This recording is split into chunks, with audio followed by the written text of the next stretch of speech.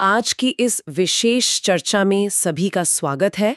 आज हम वैदिक ज्योतिष के कह सकते हैं विशाल और गहरे सागर से एक बहुत ही अनोखा मोती निकालने वाले हैं। नमस्कार। हम बात करेंगे एक ऐसी दशा प्रणाली की जिसके बारे में शायद बहुत ज्यादा चर्चा नहीं होती, लेकिन जो अपनी समझ और सटीकता में बहुत विशिष्ट और शक्तिशाली मानी जाती है। जी। विषय है मंडूक दशा। हाँ, मंडूक दशा। नाम बड़ा दिलचस्प है ना। ये संस्कृत शब्द मंडूक से आता है, जिसका सीधा सा अर्थ है मेंढक। मेंढक। अच्छा। हाँ, और इसकी सबसे बड़ी खासियत आप कह सकती हैं इसकी चाल ही है, जो सचमुच मेंढक की तरह उछल कूद वाली है। उछल कूद वाली मतलब ये समय के एक सीधे रैखिक प्रवाह के बजाय जीवन में जो अचानक बदलाव आते हैं ना, अप्रत्याशित मोड़, घटनाएं, उनको समझने का एक अनूठा तरीका देती है। गहन शोध और उनकी पुस्तकों में दी गई जानकारी पर आधारित है।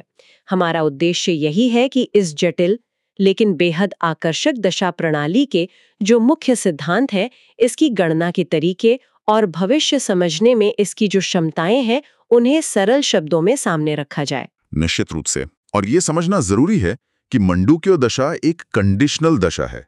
मतलब ये शर्त आधारित दशा प्रणाली है। शर्त आधारित। हाँ, इसका मतलब ये हर कुंडली पर लागू नहीं होती। कुछ विशेष ज्योतिषीय योग या स्थितियां जब कुंडली में बनती हैं, तभी ये सक्रिय होती हैं। लेकिन जब ये लागू होती है तो जीवन की घटनाओं का, खासकर अचानक होने वाली घटनाओं का समय निर्धारण करने में इसके परिणाम आश्चर्यजनक रूप से सटीक पाए जा सकते हैं। अच्छा, तो आज हम इसी के विभिन्न परतों को कह सकते हैं समझने की कोशिश करेंगे। तो फिर वो क्या शर्तें हैं जिनके पूरा होने पर ही ये दशा लागू होती है? और ये जो मेंढक कूद वाली चाल आपने बताई, ये आखिर जीवन की वास्तविक घटनाओं को कैसे दर्शाती है? चलिए इसकी गहराइयों में उतरते हैं फिर। जरूर। तो देखिए, मंडूक दशा वैदिक ज्योतिष की कई दशा प्रणालियों में से एक है और इसका विशेष उल्लेख हमें जैमिनी ज्योतिष के सूत्रों में मिलता है। जिमिनी ज्योतिष में। हाँ, और जैसा हमने कहा, ये एक शर्त आधारित दशा है। ये केवल उन्हीं कुंडलियों पर लागू होगी जिनमें ग्रहों की एक खास तरह की जमावट हो। और इसे मंडूक ही क्यों कहा गया? मतलब क्या इसका मतलब ये है कि ये किसी खास तरह के व्यक्ति या स्थिति पर ही लागू होती है या कुछ और? नहीं, ऐसा नहीं है। इसका नाम मंडूक इसके गणना करने के तरीके और दशा के क्रम के कारण पड़ा है। अच्छा, गणना के तरीके के कारण। जी, इसका क्रम सीधा या एक लय में नहीं होता। ये दशा प्रणाली एक राशि चिन्ह से गिनती करते हुए सीधे चौथे चिन्ह पर कूद जाती है। चौथे पर, बीच के दो छोड़कर। हाँ, बीच के दो चिन्हों को छोड़ते हुए, ठीक उसी तरह जैसे एक मेंढक एक जगह से दूसरी जगह कूदता है। ज्योतिषीय दृष्टि से देखें तो ये कूद जीवन में आने वाले उन अचानक बदलावों का प्रतीक है। अच्छा। वो अवसर या चुनौतियां जो एक सामान्य धीरे धीरे विकसित होने वाली प्रक्रिया का हिस्सा नहीं लगती, एकदम से कुछ हो जाना। ये दिलचस्प है, लेकिन एक सवाल मन में आता है। अगर हमारे पास विंशोत्री जैसी स्थापित और इतनी व्यापक रूप से इस्तेमाल होने वाली दशा प्रणाली पहले से है, तो फिर मंडूक दशा का क्या विशेष महत्व है? मतलब इसकी जरूरत क्यों महसूस होती है? बहुत अच्छा सवाल है। देखिए, इसका महत्व कई पहलुओं से समझा जा सकता है। पहली बात, जैसा मैंने पहले भी कहा, जब ये किसी कुंडली पर लागू होती है ना, तो घटनाओं का, खासकर अचानक और अप्रत्याशित घटनाओं का समय बताने में ये बहुत सटीक मानी जाती है। उन घटनाओं का जिनका शायद विंशोत्री से उतना स्पष्ट पता ना चले। बिल्कुल, जिनका पूर्वाभास विंशोत्री जैसी रैखिक दशाओं से शायद उतनी स्पष्टता से न मिल रहा हो, ये उन गैप्स को भर सकती है। अच्छा, और दूसरा पहलू क्या है? दूसरा महत्व है पुष्टि करने का। देखिए, ज्योतिष में किसी भी निष्कर्ष पर पहुंचने से पहले अलग अलग तरीकों से पुष्टि करना, ये एक बहुत अच्छी विधि मानी जाती है। हाँ, ये तो है। क्रॉस चेक करना। बिल्कुल। तो मंडूक दशा से मिले संकेतों को हम अन्य दशाओं जैसे विंशोत्तरी या चर दशा, इनसे मिले परिणामों के साथ मिलाकर देख सकते हैं। और अगर 2 या 3 अलग-अलग दशा प्रणालियां एक ही तरह की घटना या समय अवधि की ओर इशारा कर रहे हो, तो उस भविष्यवाणी की सटीकता और विश्वसनीयता जाहिर है काफी बढ़ जाती है। सही बात है। आपने सटीकता और पुष्टि की बात की। क्या इसका कोई और मतलब गहरा महत्व भी है? हाँ, निश्चित रूप से है। तीसरा और शायद सबसे गहरा महत्व इसका ये है कि मंडूक दशा जीवन के उन छिपे हुए कर्म पैटर्न या प्रारब्ध को उजागर कर सकती है, जो सामान्य रेखिक दशाओं की पकड़ में शायद आसानी से नहीं आते। छिपे हुए कर्म पैटर्न कैसे? देखिए, जीवन में जो घटनाएं हमें अचानक या अप्रत्याशित लगती हैं ना, वो अक्सर हमारे गहरे संचित कर्मों का ही नतीजा होती हैं। मंडूक दशा अपनी इस कूद वाली प्रकृति के कारण इन कर्मों के अचानक फलित होने के समय को पकड़ने में मदद कर सकती है। ये तो बहुत महत्वपूर्ण बात है। तो अब आते हैं इसकी सबसे पहली और मुख्य शर्त पर। ये दशा किसी कुंडली पर कब लागू होती है? क्या देखना होता है इसके लिए? जी, इसकी सबसे मुख्य और पहली शर्त कुंडली के केंद्र भावों से जुड़ी है। केंद्र भाव। हाँ, कुंडली के केंद्र भाव यानी पहला घर जिसे लग्न कहते हैं, चौथा घर यानी सुख स्थान, सातवां घर यानी जीवन साथी या साझेदारी का घर और 10वां घर यानी कर्म स्थान। पहला, चौथा, सातवां, 10वां। हम्म इन चारों भावों में मिलाकर कम से कम 4 ग्रह स्थित होने चाहिए। कम से कम 4 ग्रह। जी। और यहाँ ये ध्यान रखना बहुत जरूरी है कि राहु और केतु को इस गिनती में शामिल नहीं किया जाता। अच्छा, राहु केतु को नहीं गिनना है। क्यों? क्योंकि उन्हें छाया ग्रह माना जाता है, वास्तविक पिंड नहीं। तो सिर्फ 7 ग्रहों में से सूर्य, चंद्र, मंगल, बुध, गुरु, शुक्र, शनि, इनमें से कम 4 ग्रह इन 4 केंद्र भावों में होने चाहिए। अच्छा, तो मान लीजिए अगर किसी की कुंडली के इन 4 केंद्र भावों में केवल 3 ही ग्रह हों, जैसे सूर्य, चंद्रमा और मंगल, तो उस कुंडली पर मंडूक दशा लागू नहीं होगी। यही मतलब हुआ? बिल्कुल सही। कम से कम 4 ग्रह या उससे अधिक ग्रह जब केंद्र भावों में होंगे, तभी ये दशा प्रणाली सक्रिय मानी जाएगी। और ये शर्त अपने आप में केंद्र भावों के महत्व को भी रेखांकित करती है। सोचिए, पहला घर हमारा स्वयं का व्यक्तित्व, जीवन। चौथा घर हमारा सुख, घर, माँ, आंतरिक शांति। सातवां घर हमारे बाहरी संबंध, जीवन साथी, साझेदारी। और 10वां घर हमारा कर्म, समाज में हमारी स्थिति, पेशा। जीवन के आधार स्तंभ हैं ये तो। बिल्कुल। तो जब जीवन के ये 4 मुख्य स्तंभ ग्रहों की ऊर्जा से इतने सक्रिय होते हैं, तभी जीवन में वो मंडूक यानी मेंढक की तरह उछाल वाली, अचानक घटित होने वाली घटनाओं की संभावना बनती है। ये वाकई ध्यान देने वाली बात है। मतलब ये तो हुई पहली शर्त। क्या इसमें और भी कुछ अनोखा है? आपने कहा था ये बहुत विशिष्ट है। यहीं से शायद कहानी और दिलचस्प होती है। हाँ, बिल्कुल।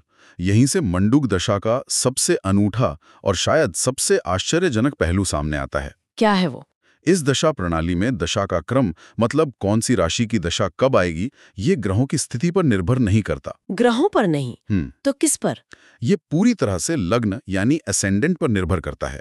और खास तौर पर इस बात पर कि लग्न विषम राशि ऑड साइन में है या सम राशि इवन साइन में। लग्न की राशि पर विषम या सम? अच्छा, हम जानते हैं मेष, मिथुन, सिंह, तुला, धनु, कुंभ ये विषम राशियां हैं। जी। और वृषभ, कर्क, कन्या, वृश्चिक, मकर, मीन ये सम राशियां हैं। तो लग्न के विषम या सम होने से दशा के क्रम पर क्या फर्क पड़ता है? ये कैसे काम करता है फिर? ये एक बहुत बड़ा और निर्णायक फर्क डालता है। आप कह सकती हैं ये मंडूक दशा की कुंजी है। अच्छा। अगर कुंडली का लग्न किसी विषम राशि में है, मतलब मेष, मिथुन, सिंह आदि में, तो मंडूक दशा लग्न यानी पहले भाव में स्थित राशि से ही शुरू होती है। लग्न से ही शुरू होगी। हाँ, और सीधी दिशा में चलेगी, यानी घड़ी की सुई की दिशा में, क्लॉकवाइज। हर बार अगली दशा उस राशि की होगी जो वर्तमान राशि से गिनती करने पर चौथी पड़ती है। सीधी दिशा में और हर बार चौथी राशि। ठीक है। और अगर लग्न सम राशि में हो तो, जैसे कर्क या वृषभ? अगर लग्न किसी सम राशि में है तो स्थिति बिल्कुल पलट जाती है। पलट जाती है? कैसे? तब दशा लग्न से शुरू नहीं होती, बल्कि लग्न से 7वें भाव में जो राशि है वहां से शुरू होती है। 7वें भाव से, लग्न से नहीं? जी, 7वें भाव से। और दशा की चाल भी सीधी ना होकर उल्टी होती है, यानी घड़ी की सुई की विपरीत दिशा में, एंटी क्लॉकवाइज। उल्टी दिशा में? अरे! हाँ, लेकिन कूदने का नियम वही रहता है, हर बार वर्तमान राशि से पीछे की ओर चौथी राशि पर कूदना। ये तो वाकई बहुत ही अनोखा नियम है। मतलब दशा कहाँ से शुरू होगी और किस दिशा में चलेगी, क्लॉकवाइज या एंटी क्लॉकवाइज, ये पूरी तरह से सिर्फ इस बात पर निर्भर करता है कि लग्न की राशि विषम है या सम। क्या हम इसे एक उदाहरण से समझ सकते हैं? थोड़ा और स्पष्ट हो जाएगा। अवश्य अवश्य। मान लीजिए किसी व्यक्ति का लग्न सिंह राशि है। सिंह राशि 5वीं राशि है और ये एक विषम राशि है ना? हाँ, सिंह विषम है। तो नियम के अनुसार मंडूक दशा सिंह राशि से ही शुरू होगी और सीधी यानी क्लॉकवाइज चलेगी। क्रम इस प्रकार होगा। पहली दशा सिंह राशि 5 की। अब सिंह से चौथी राशि गिनिए। सिंह, कन्या, तुला, वृश्चिक। वृश्चिक 8वीं राशि। बिल्कुल। तो दूसरी दशा वृश्चिक की। अब वृश्चिक से चौथी गिनिए। वृश्चिक, धनु, मकर, कुंभ। कुंभ 11वीं राशि। सही। तो तीसरी दशा कुंभ की। कुंभ से चौथी कुंभ, मीन, मेष, वृषभ। वृषभ दूसरी राशि। तो चौथी दशा वृषभ की। वृषभ से चौथी वृषभ, मिथुन, कर्क, कन्या। कन्या छठी राशि। तो 5वीं दशा कन्या की। और इसी तरह ये क्रम आगे बढ़ता जाएगा। हर बार हम +4 करके अगली राशि पर पहुंच रहे हैं। ये एकदम स्पष्ट हो गया। अब एक समलग्न का उदाहरण लेते हैं। मान लीजिए किसी का लग्न कर्क राशि है, चौथी राशि है और सम राशि है। ठीक है, कर्क एक समराशि है, तो नियम क्या कहता है? दशा लग्न कर्क से शुरू नहीं होगी, बल्कि लग्न से 7वें भाव से शुरू होगी। कर्क से 7वां भाव मकर। बिल्कुल सही, मकर राशि, राशि 10 से। तो पहली दशा मकर की होगी, और क्योंकि लग्न सम है, दशा की चाल कैसी होगी? उल्टी, एंटी क्लॉकवाइज। एकदम सही, उल्टी, एंटी क्लॉकवाइज। तो क्रम ऐसा बनेगा, पहली दशा मकर 10। अब मकर से पीछे की ओर चौथी राशि गिनिए। मकर, कुंभ पीछे, मीन पीछे, मेष पीछे। नहीं, ऐसे नहीं गिनना, मकर से पीछे गिनना है। अच्छा, पीछे कैसे गिनेंगे? मकर से पीछे जाएंगे तो धनु 9, वृश्चिक 8, तुला 7। तुला हुई चौथी पीछे। हाँ, तुला 7। ठीक है। तो दूसरी दशा तुला की। अब तुला 7 से पीछे चौथी, तुला कन्या 6, सिंह 5, कर्क 4। कर्क 4। तो तीसरी दशा कर्क की। कर्क 4 से पीछे चौथी, कर्क, मिथुन 3, वृषभ 2, मेष 1। मेष 1। तो चौथी दशा मेष की। मेष 1 से पीछे चौथी मेष, मीन 12, कुंभ 11, धनु 9। धनु 9। तो पांचवी दशा धनु की। और इसी तरह ये क्रम पीछे की ओर -4 करते हुए चलेगा। वाह, ये मेंढक कूद का गणित और दिशा का नियम तो अब समझ आ गया। हाँ, विषम लग्न में लग्न से शुरू, सीधा +4। सम लग्न में 7वें भाव से शुरू, उल्टा -4। क्या इस क्रम में कोई और पैटर्न या कोई संरचना भी छिपी हुई है? हाँ, इसमें एक और महत्वपूर्ण संरचना है जो राशियों की प्रकृति पर आधारित है। राशियों की प्रकृति, चर, स्थिर, द्विस्वभाव। बिल्कुल। ज्योतिष में राशियों को 3 स्वभावों में बांटा गया है। चर, मूवेबल, मेष, कर्क, तुला, मकर। स्थिर, फिक्स्ड, वृषभ, सिंह, वृश्चिक, कुंभ। और द्विस्वभाव, ड्यूल, मिथुन, कन्या, धनु, मीन। है ना? हाँ, तो मंडूक दशा का जो क्रम बनता है वो इन स्वभावों के समूहों में चलता है। यानी आमतौर पर आप देखेंगे कि पहली 4 दशाएं एक ही स्वभाव की राशियों की होती हैं, फिर अगली 4 दशाएं दूसरे स्वभाव की राशियों की, और आखिरी 4 तीसरे स्वभाव की राशियों की। अरे हाँ, जैसे हमने सिंह लग्न का उदाहरण लिया था, वो स्थिर राशि है। उसमें पहली 4 दशाएं सिंह, वृश्चिक, कुंभ और वृषभ थीं। ये चारों ही स्थिर राशियां हैं। बिल्कुल सही पहचाना आपने।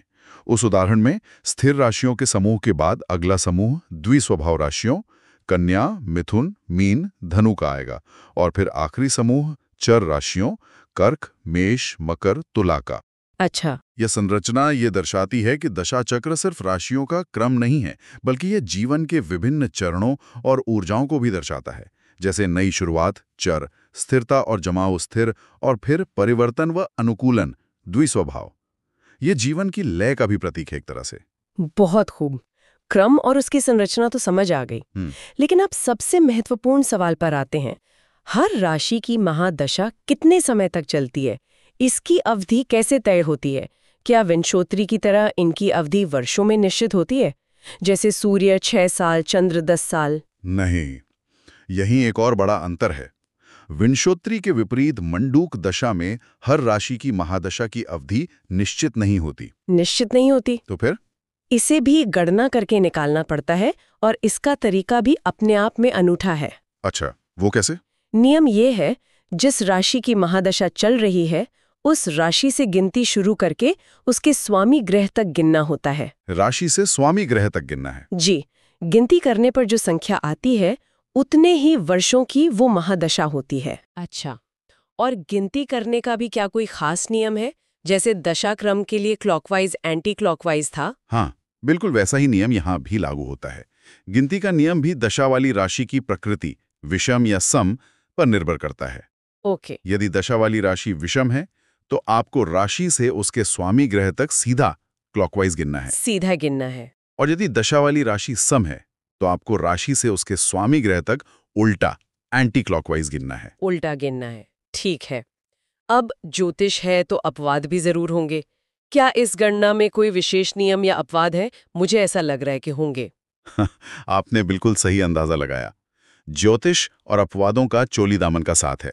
इसमें दो बहुत ही महत्वपूर्ण अपवाद हैं जिन्हें हमेशा ध्यान में रखना चाहिए, क्योंकि ये गणना को पूरी तरह बदल सकते हैं। दो अपवाद क्या है वो? पहला विशेष नियम या अपवाद कह लीजिए, यदि किसी राशि का स्वामी ग्रह उस राशि से ठीक 7वें भाव में स्थित हो। स्वामी 7वें में? ओके, हाँ, तो गिनती करने पर चाहे कोई भी संख्या आए, चाहे 5 आए, 8 आए, कुछ भी, उस राशि की महादशा की अवधि हमेशा 10 वर्ष ही मानी जाएगी। हमेशा 10 वर्ष, गिनती कुछ भी हो। ये तो बहुत महत्वपूर्ण है। और दूसरा अपवाद? दूसरा अपवाद है यदि किसी राशि का स्वामी ग्रह अपनी ही राशि में स्थित हो, जिसे हम स्वग्रही कहते हैं। स्वग्रही? हाँ, तो उस राशि की महादशा की अवधि हमेशा 12 वर्ष मानी जाएगी, चाहे गिनती से कुछ भी आ रहा हो। हमेशा 12 वर्ष अगर स्वग्रही है? जी, ये दोनों अपवाद खास कर्म पैटर्न या जीवन स्थितियों को दर्शाते हैं और इन्हें नजरअंदाज करने से गणना पूरी तरह गलत हो सकती है। ये बहुत जरूरी है। स्वामी ग्रह तय करते समय क्या कोई विशेष बात ध्यान रखनी होती है? जैसे कुछ राशियों के 2 स्वामी माने जाते हैं, पारंपरिक और आधुनिक, जैसे वृश्चिक का मंगल और केतु, कुंभ का शनि और राहु। यहाँ किसे लेना है? हाँ, ये एक बहुत अच्छा और जरूरी सवाल है। मंडूक दशा की गणना के प्रयोजन के लिए नियम स्पष्ट है। वृश्चिक राशि का स्वामी केवल मंगल को ही माना जाता है, केतु को नहीं। केवल मंगल? हाँ, इसी तरह कुंभ राशि का स्वामी केवल शनि को ही माना जाता है, राहु को नहीं। केवल शनि, ठीक है। यह नियम गणना में स्पष्टता और एकरूपता लाता है, कोई भ्रम नहीं रहता। ये अपवाद और स्वामी ग्रह के नियम वाकई बहुत महत्वपूर्ण लगते हैं। ऐसा लगता है कि सही गणना के लिए इन्हें समझना और याद रखना बेहद जरूरी है। इनके बिना तो सब गड़बड़ हो जाएगा। निश्चित रूप से ये नियम ही इस दशा प्रणाली की सटीकता और विशिष्टता का आधार है। इनके बिना की गई गणना विश्वसनीय नहीं होगी। ठीक है, महादशा की अवधि और उसकी गणना तो अब काफी स्पष्ट हो गई है। अब इसके अंदर चलने वाली छोटी अवधियों पर आते हैं जिन्हें अंतर्दशा कहते हैं। उनकी गणना कैसे की जाती है? अंतर्दशा, जिसे हम संक्षेप में एडी कह सकते हैं, उसकी गणना भी काफी व्यवस्थित है। किसी भी महादशा एमडी के भीतर पहली अंतर्दशा हमेशा उसी राशि की होती है जिसकी महादशा चल रही है। अच्छा, पहली अंतर्दशा उसी राशि की जिसकी महादशा है। जैसे सिंह महादशा में पहली अंतर्दशा सिंह की ही होगी। बिल्कुल, सिंह महादशा में पहली अंतर्दशा सिंह राशि की ही होगी। और उसके बाद आने वाली बाकी 11 अंतर्दशाओं का क्रम कैसे तय होता है? क्या वो भी महादशा की राशि पर निर्भर करता है? जैसे सिंह तो विषम है, तो क्या अंतर्दशा सीधी चलेंगी? नहीं, यहीं पर एक आम गलती होती है जिसे समझना बहुत जरूरी है। अच्छा, क्या गलती है? अंतर्दशाओं का क्रम महादशा की राशि, जैसे यहाँ सिंह, पर निर्भर नहीं करता। ये ठीक उसी नियम से तय होता है जिससे महादशा का क्रम तय हुआ था, यानी लग्न की प्रकृति विषम या सम पर। ओहो, मतलब वापस लग्न पे जाना पड़ेगा। जी हाँ, अगर लग्न विषम है तो पहली अंतर्दशा, जो महादशा वाली राशि ही है, के बाद अगली अंतर्दशाएं सीधी क्लॉकवाइज हर बार +4 चलेंगी, चाहे महादशा किसी सम राशि की ही क्यों न चल रही हो। अच्छा। और अगर लग्न सम है तो पहली अंतर्दशा के बाद अगली अंतर्दशाएं उल्टी एंटी क्लॉकवाइज हर बार -4 चलेंगी, चाहे महादशा किसी विषम राशि की ही क्यों ना हो। लोग अक्सर गलती से अंतर्दशा का क्रम महादशा की राशि की प्रकृति विषम सम से तय करने लगते हैं, जो कि गलत है। क्रम हमेशा लग्न से ही नियंत्रित होता है। ये तो बहुत ही सूक्ष्म लेकिन महत्वपूर्ण बिंदु है, इसे नोट करना पड़ेगा। और हर अंतर्दशा की अवधि कितनी होती है? क्या उसका भी कोई अलग फॉर्मूला है? नहीं, इसकी गणना बहुत ही सरल और सुरुचिपूर्ण है। सरल है? अच्छा, हाँ। जितनी महादशा की अवधि वर्षों में होती है, उतनी ही उस महादशा के अंतर्गत आने वाली प्रत्येक अंतर्दशा की अवधि महीनों में होगी। अच्छा, जितने साल की महादशा उतने महीने की हर अंतर्दशा। बिल्कुल। जैसे अगर हमने गणना करके सिंह महादशा की अवधि मान लीजिए 8 वर्ष निकाली है, तो उसके अंदर आने वाली हर एक अंतर्दशा सिंह, वृश्चिक, कुंभ आदि 8 महीने की होगी। 8 साल की महादशा इज इक्वल टू 8 महीने की अंतर्दशा। जी, इस तरह 12 अंतर्दशाएं मिलकर 12 × 8 महीने यानी 96 महीने यानी 8 साल महादशा की पूरी अवधि को कवर करती हैं। वाह, ये तो बहुत आसान है याद रखना। तो अब हमने शर्तें समझ लीं, क्रम समझ लिया, अवधि की गणना, अंतर्दशा की गणना, अपवाद, सब समझ लिया। लेकिन इन सब जटिल गणनाओं का असल मतलब क्या है? इनसे किसी के जीवन की घटनाओं या भविष्य का अनुमान कैसे लगाया जाता है? मतलब प्रैक्टिकल यूज क्या है? हाँ, अब हम आते हैं इसके व्यावहारिक उपयोग पर, जो कि सबसे महत्वपूर्ण है। यहीं पर मंडूक दशा की असली ताकत और उपयोगिता सामने आती है। जैसा हमने शुरू में कहा था, ये दशा जीवन के उन अचानक अप्रत्याशित मोड़ों और बदलावों को पकड़ने में विशेष रूप से माहिर है, जिन्हें शायद विंशोत्तरी जैसी रैखिक दशाएं उतनी स्पष्टता से न दर्शा पाएं। किस तरह के बदलाव? क्या कुछ उदाहरण दे सकती हैं आप? करियर, रिश्ते, स्वास्थ्य, कुछ भी? बिल्कुल बिल्कुल। कई क्षेत्रों में इसका प्रभाव देखा जा सकता है। जैसे करियर में अचानक कोई बड़ी पदोन्नति मिल जाना, या अचानक नौकरी छूट जाना, कार्यक्षेत्र में एकदम से दिशा परिवर्तन हो जाना। मान लीजिए किसी की वृषभ महादशा चल रही हो और अचानक कन्या अंतर्दशा लगते ही विदेश में काम करने का अप्रत्याशित अवसर मिल जाए। अच्छा। विवाह और संबंधों में अप्रत्याशित रूप से किसी से गहरा संबंध बन जाना, या फिर अचानक किसी महत्वपूर्ण रिश्ते का टूट जाना एकदम से। आर्थिक स्थिति, शेयर बाजार, लॉटरी या किसी और स्रोत से अचानक बड़ा धन लाभ होना, या फिर इसका उल्टा, अचानक कोई बड़ा आर्थिक नुकसान हो जाना। यानी दोनों तरह की चीजें, अच्छी और बुरी? हाँ बिल्कुल, ये दशा सिर्फ अच्छी घटनाओं के लिए नहीं है, ये अचानक होने वाली घटनाओं को दर्शाती है, वो अच्छी हो या बुरी। स्वास्थ्य में एकाएक किसी गंभीर बीमारी का पता चलना, या किसी पुरानी बीमारी से चमत्कारिक रूप से एकदम ठीक हो जाना। स्थान परिवर्तन या यात्रा, अचानक विदेश यात्रा का योग बन जाना, या बिना किसी पूर्व योजना के घर बदलना पड़ना।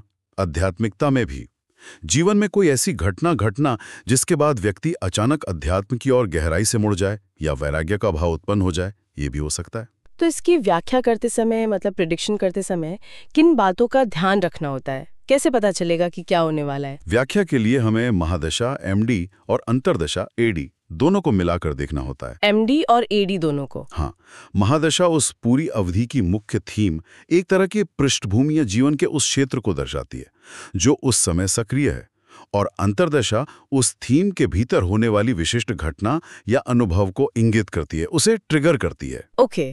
तो जिस राशि की महादशा और अंतर्दशा चल रही है, कुंडली में उन राशियों की स्थिति देखनी होगी। वो किस भाव में हैं, उनके स्वामी ग्रहों की स्थिति क्या है, वो कहाँ बैठे हैं, किन ग्रहों से प्रभावित हैं, शुभ हैं या अशुभ, उन पर किन ग्रहों की दृष्टि है, कोई युति है क्या। इन सब चीजों को समग्र रूप से देखकर ही फलकथन किया जाता है। क्या इस दशा प्रणाली को अकेले ही इस्तेमाल करना चाहिए, या अन्य ज्योतिषीय तकनीकों के साथ मिलाकर देखना बेहतर रहता है? नहीं, अकेले इस्तेमाल करना उतना सही नहीं होगा।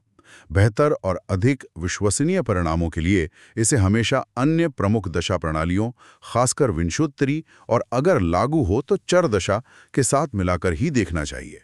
मिलाकर देखना चाहिए। हाँ, साथ ही ग्रहों के गोचर का भी ध्यान रखना बहुत जरूरी है। जब कई दशाएं और गोचर एक ही समय में किसी विशेष घटना की ओर संकेत कर रहे हों, तो उस घटना के घटित होने की संभावना बहुत प्रबल हो जाती है।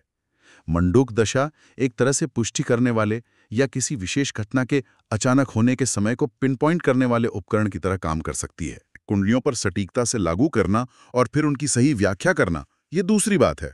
इसमें समय लगता है। प्रसिद्ध और आम व्यक्तियों की कुंडलियों पर इसका अभ्यास करने से ही इसकी बारीकियों और इसकी शक्ति का सही अंदाजा लगता है।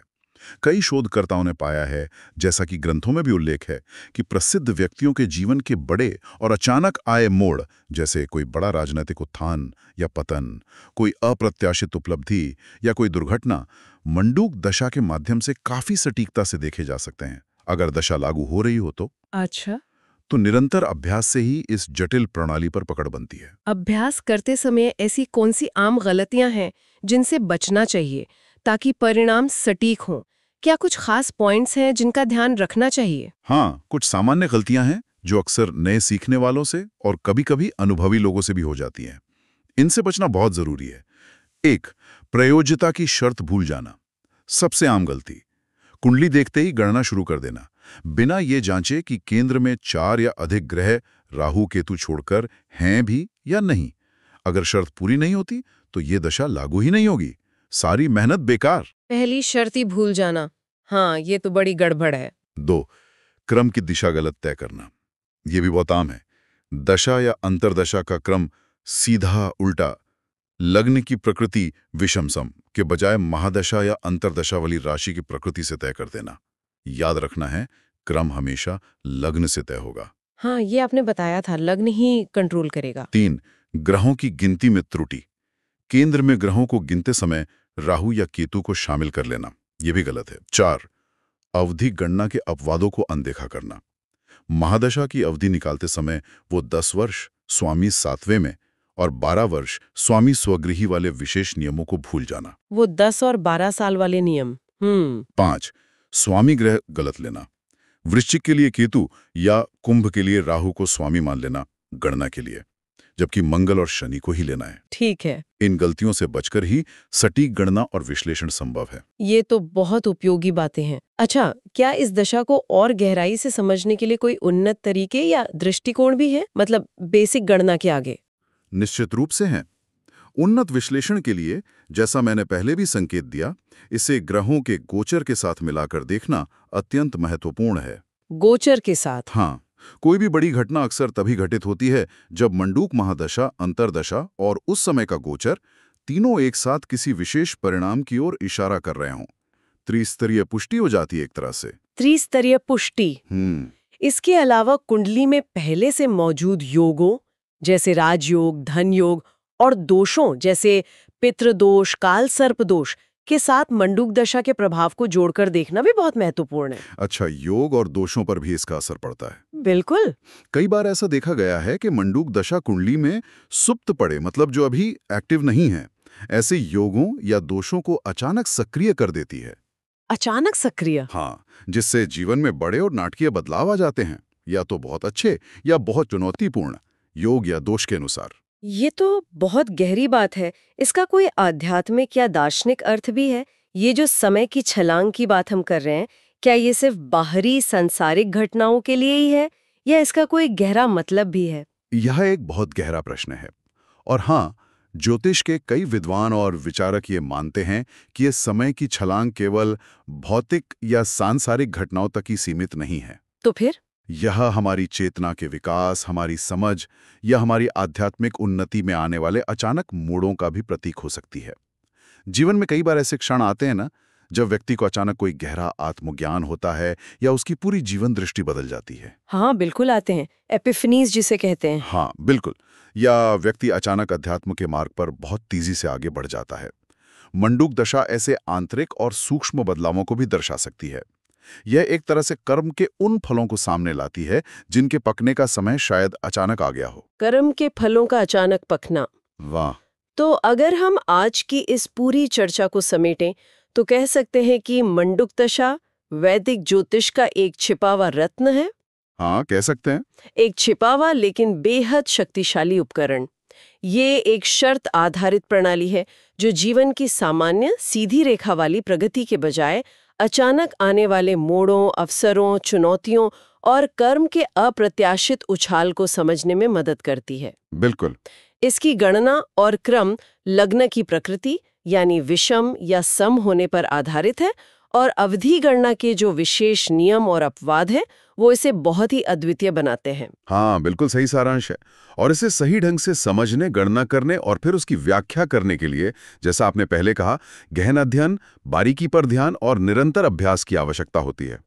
इस विषय पर उपलब्ध विस्तृत ज्योतिषीय ग्रंथ और शोध कार्य भी यही दर्शाते हैं। ये उन लोगों के लिए विशेष रूप से उपयोगी और आकर्षक हो सकती है जो ज्योतिष की गहराइयों में उतरना चाहते हैं और जीवन तथा समय की विभिन्न जटिल लय को समझना चाहते हैं। यह हमें याद दिलाती है कि जीवन हमेशा एक सीधी रेखा में नहीं चलता, कभी कभी छलांगे भी लगाता है। और ये हमें इस विचार पर भी छोड़ जाती है, क्या हमारी नियति, हमारा भाग्य हमेशा धीरे धीरे परत दर परत ही खुलता है, या जीवन में ऐसे निर्णायक क्षण भी आते हैं जब समय खुद एक मेंढक की तरह छलांग लगाकर हमें सीधे हमारे कर्मों के अगले अप्रत्याशित अध्याय में पहुंचा देता है। इस पर विचार कीजिएगा। वास्तव में ये एक बहुत ही दिलचस्प और मनन करने योग्य प्रश्न है। जीवन की गति रैखिक है या क्वांटम लीव्स भी संभव है? सोचने वाली बात है।